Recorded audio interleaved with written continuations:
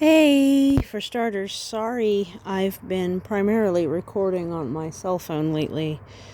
When I turn on Super Steady, the quality of the image goes kind of way down, but also I've been busy, so that's a thing. I just put in a bunch of cuttings right up in here. So you can see I did Northern Bayberry. And these aren't strictly cuttings, these are actually the offshoots pulled out of the ground, so they did have a bit of roots in the bottom.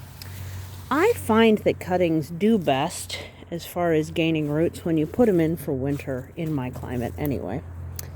So, and here we have green alder, which is something I've always wanted and recently found in a park. And it's been in a cup on my porch for a while, so I hope they do okay, but I know where it is. Oh, I'm stuck on the tree. For future reference. This is a native hazelnut. Keeps bonking me in the head. I do intend to move this out of here, so it won't bonk me as much once I do that. So, another thing I need to do is plant some seeds that Ramblin' Rose gave me that are ginseng? Maple. Well, I don't have that right now. Fern, though. I've got plenty fern. Those are all frostbitten ferns.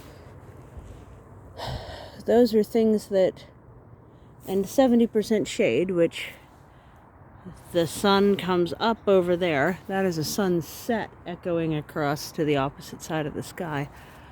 And then it goes up, and then it starts getting shaded by this massive hedge here that I do wish to slowly replace with hazelnuts over time. I hope I can.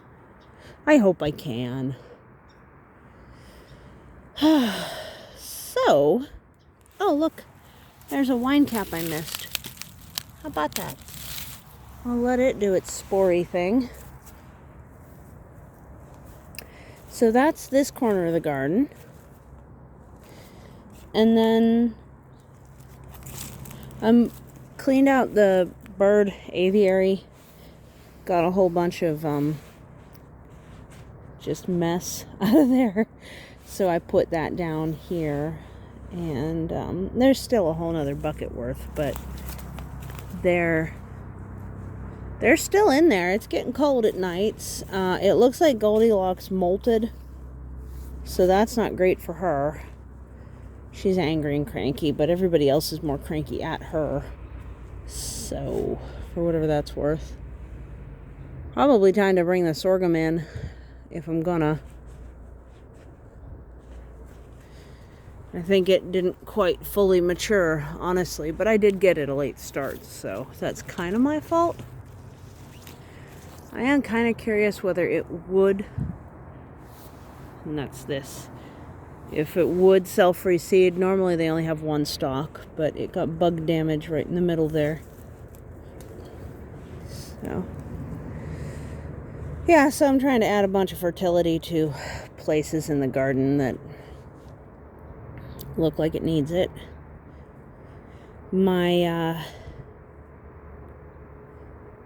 violets have been kind of overrun by creeping John? Creeping something. And I'm not a fan of that fact. So that row of Northern Bayberry is because my honeyberry needs a lot more shade. I'm at the far south of its range, and it gets sun scorch.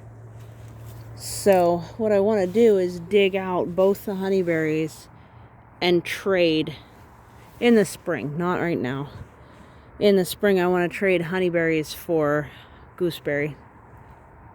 Hopefully without disrupting them too badly, but I don't know, their root balls are big enough. I probably actually could do it now, but I would need to protect the honeyberries from browse, because they do get eaten up pretty good. And that's why I just put those bayberries in, is because they are smelly.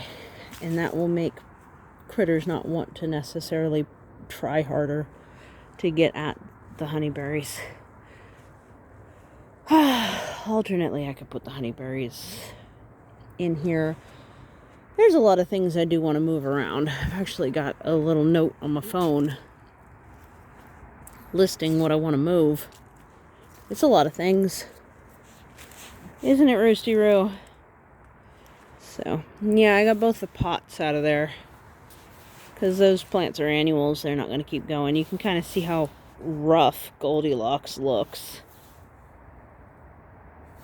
She's all patchy. That's really not from mating, and I can tell because the sides of her cheeks are bald.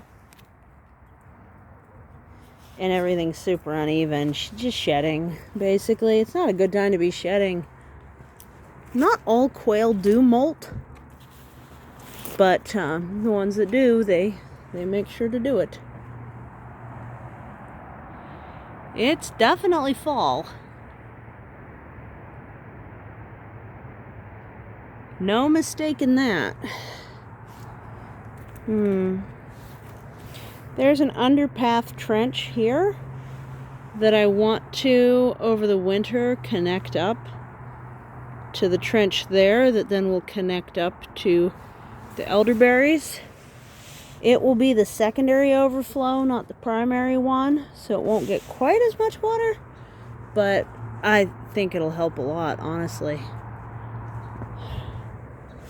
This hose scooted down. It's supposed to be up here. It keeps falling, so I gotta figure out a better way to hold it. And something came through and just ate all the leaves off my raspberry, which is a bummer. I still might get a few more fruit, because I do see a couple of fruit set. They tend to keep fruiting for quite a while.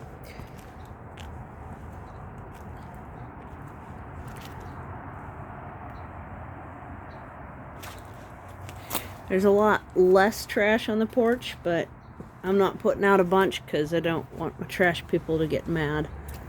That's from the bathroom project. The elderberry has pretty much dropped its leaves,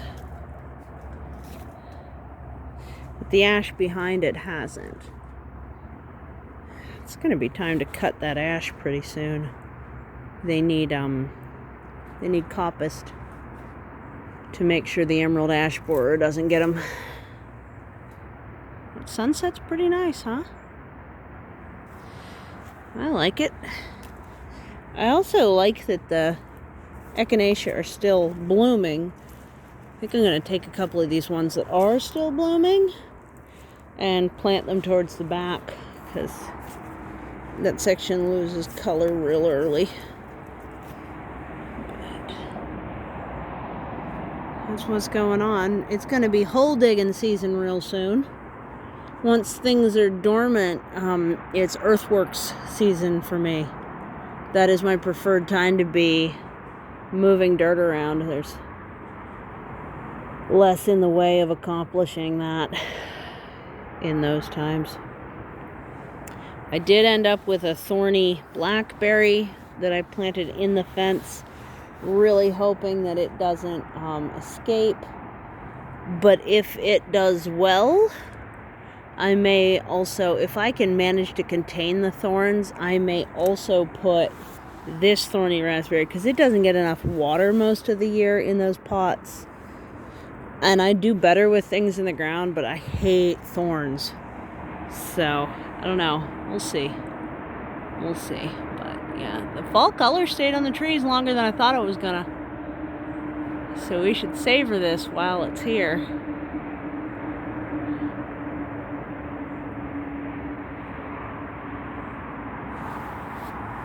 That hillside's got some fun color to it as well. And this one's more like a burnt orange. And the maple turns a really bright yellow when it's ready to do so. Yep. Thanks so much for visiting the cliffside at sundown on a Saturday in early November. Hope you're doing well. Take care. Bye.